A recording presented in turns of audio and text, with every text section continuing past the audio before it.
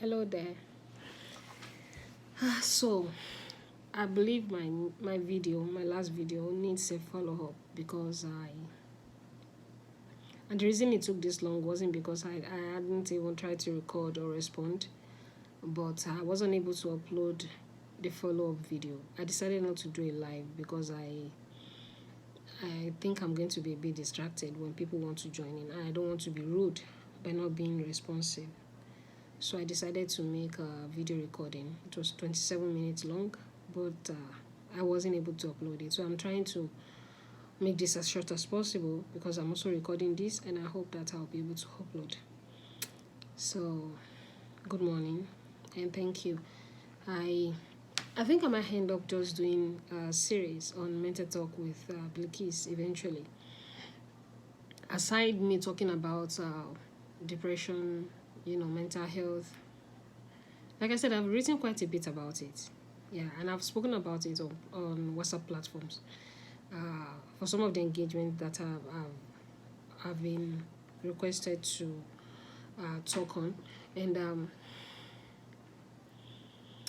yeah, I don't think we are doing any good by trying to avoid these issues. They are difficult conversations. Yeah, I understand. It's like the way women wouldn't want to talk about infertility, and the way we all feel so awkward about asking someone we know who is trying to conceive if they're doing something about it, if there's anything positive coming. Sometimes people even have solutions to someone else's personal problem, but because of this oddity that's been placed on those kind of conversations, like the taboo around it makes it difficult for people to talk about it. And that's what I've come to realize about mental health. Psychosis is a different thing entirely, and I'm talking of the people that we'll see on the street and call, like we'll say, some people will say psycho, mental, and all of that. That's an advanced state of mental illness. Nonetheless, we as ordinary people, human beings, face one challenge or the other every single day. For some people it could be a challenge. I have a couple of health concerns myself, and some maybe I've had for years, and then trying to understand. I have a I don't know if I should say inquisitive or curious mind, but such that I don't usually inquire from people. I like to do research. I like to read up, to find out what I can. So I do a lot of reading, either reading books or reading online. And since the internet has made a lot of these things easy, you can always access information online. So I make use of the internet a lot. And I must say that that's been my companion on this solitary journey in South Africa. And so there is hope. There is hope. I just want people to know that we need to normalize this conversation. That's the only way we can help people. The the scariest thing about being vulnerable is being wary of people using it against you. When you come out to talk about your weakness, you don't want somebody to start blabbing about your business up and down. And sometimes it's difficult to trust people. Hence, a lot of people just keep their problems to themselves. There are women battling with the challenge of having a child with a special need. They can't even talk about it. I mean, what kind of people are we? What kind of people are we when our fellow humans cannot seek help for a pending problem because they are afraid that somebody is going to use it against them? So what can bring you down, what can make you perpetually sad to a point of depression, can happen on multiple levels for different reasons, in relation to different experiences. And like I said, for me, it's been a multi-layered one. It's been multi-layered, and I'm not just throwing words around when I say it's multi-layered because I repressed a lot. I repressed a lot of things that I couldn't talk about. I couldn't discuss to anyone about it. And then there was a time I felt the need to talk to a therapist, but it just didn't happen. I thought it would be a one-off thing, but I got to understand that it's going to be per session, and I couldn't afford the service. So yeah, that didn't happen. And the most interesting thing about this whole journey is that I've always known that this place just didn't feel right for me. I'm telling you, as far back as 2008, which was the second year I got here. I've been here for 15 years, by the way. You know, I felt totally, like out of my depth. And I was like, Bilkis, this is not you. This isn't you. I've lived with in-laws in Benin Republic. That was where I had my second child. And I've been to places. Even the last time I was home in 2017, I was with people I'd never met in my life, and I just fit right in. They were even surprised, and that I could interact with them on that level. This was in Oyo, by the way. And honestly, with all humility, and that's just me, I'm very adaptive. I am very adaptive, and whatever status or level I see myself in, if I need to step up, I'll step up. But usually I find that I didn't have difficulty coming down.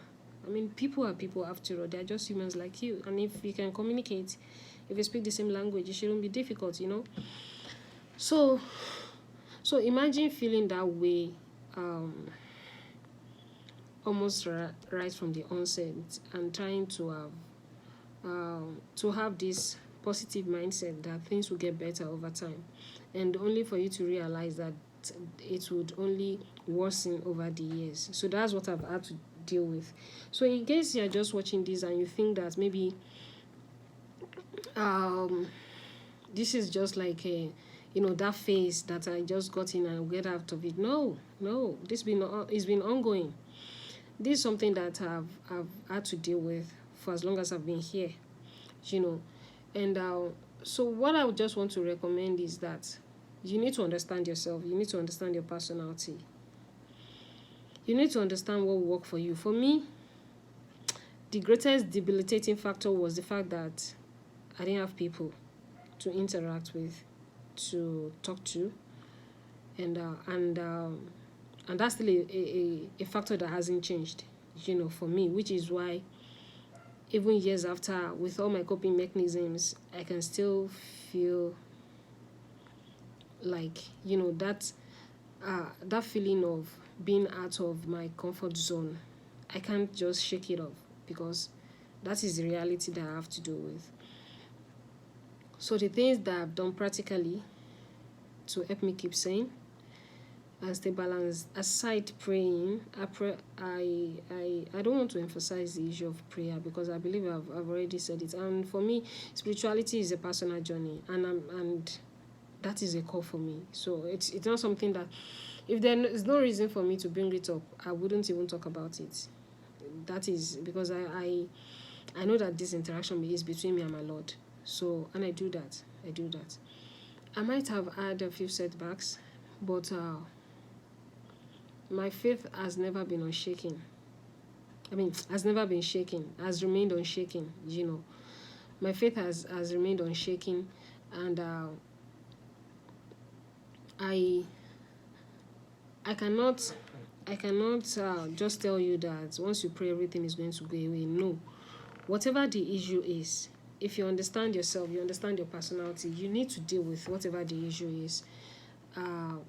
The one that is within your control, deal with it. If it's out of your control, ask for help. And may I also use this medium to appeal to people that when somebody confides in you with something that is bothering them, or they take it as a confidant, and they let you know about their vulnerabilities, could you please just be humane enough, considerate enough to keep it to yourself, such that even, let's assume that there comes a time when you want to make a reference to that kind of situation because you want somebody to learn from it. You don't have to let them know the person you're talking about. You protect their identity. That's just the right thing to do. Because in all of this, what I've seen is, aside the taboo of, coming out with uh, whatever is bothering you, the major concern is that trust is lacking and people don't know who to talk to. So they fear that their vulnerability is going to be used against them.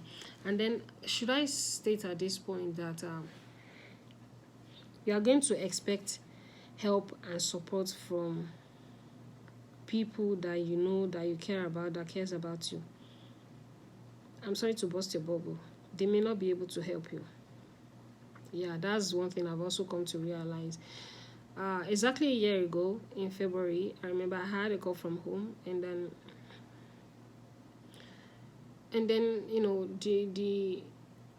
the only thing I was told was that ọmọ mi ó mà ti jìnnà sílé jù, ó ti jìnnà sílé jù. And that was another period where I was feeling quite low because someone had just passed away from home.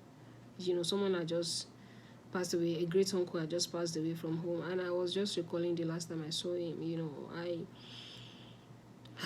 I had to take a moment to just process everything.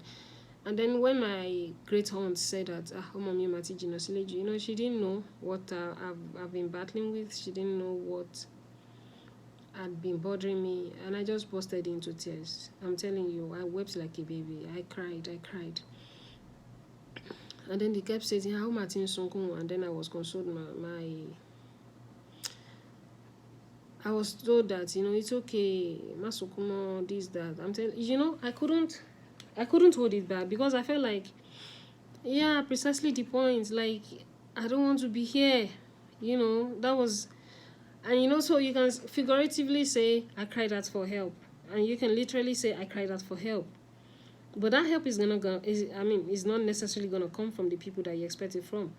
And another thing I've also done is to be very vocal to somebody very close. Like as close as it can get. I've said this thing several times about how I felt like I was gasping for air. I spoke about this several times, and then I wasn't taken seriously. Like, a grown up like me was probably thought to be throwing tantrums. But the amazing thing is how I managed to function in the midst of all of this my emotional turmoil and crisis. I still function. Even I don't know how I do that. I function, I'm telling you. I function, I do what I need to do. I don't leave my work laying around. Okay, maybe I'm a bit restless because I don't like to stay idle. So I'm always getting something doing. Even the sewing that I really, really would love to take to the next level. I know I would sew something for the girls, just get busy doing something aside reading when I want to get off the electronic gadgets.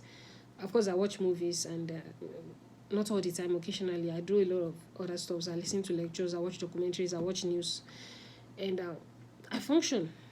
And then when this social media space wants to take too much of my time, I just detach myself.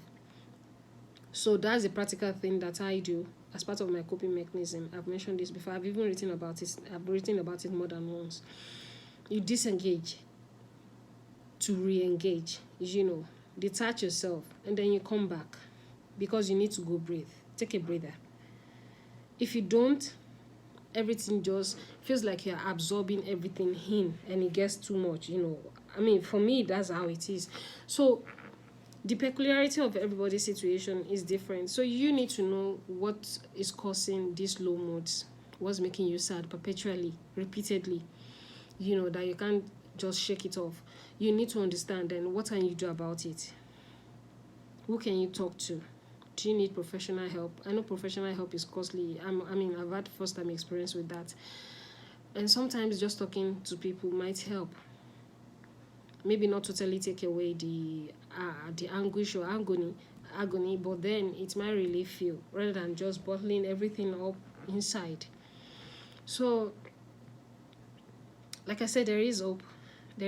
Talk to someone. let's normalize discussions around mental health, and let people speak about what they're feeling without condemning them. Don't stigmatize. Be compassionate, be considerate, and like I said, I might just, if I have somebody who would like to talk about, mental health issues with me, then I might continue to have a series. I don't want to do a solo. I would like a collaboration.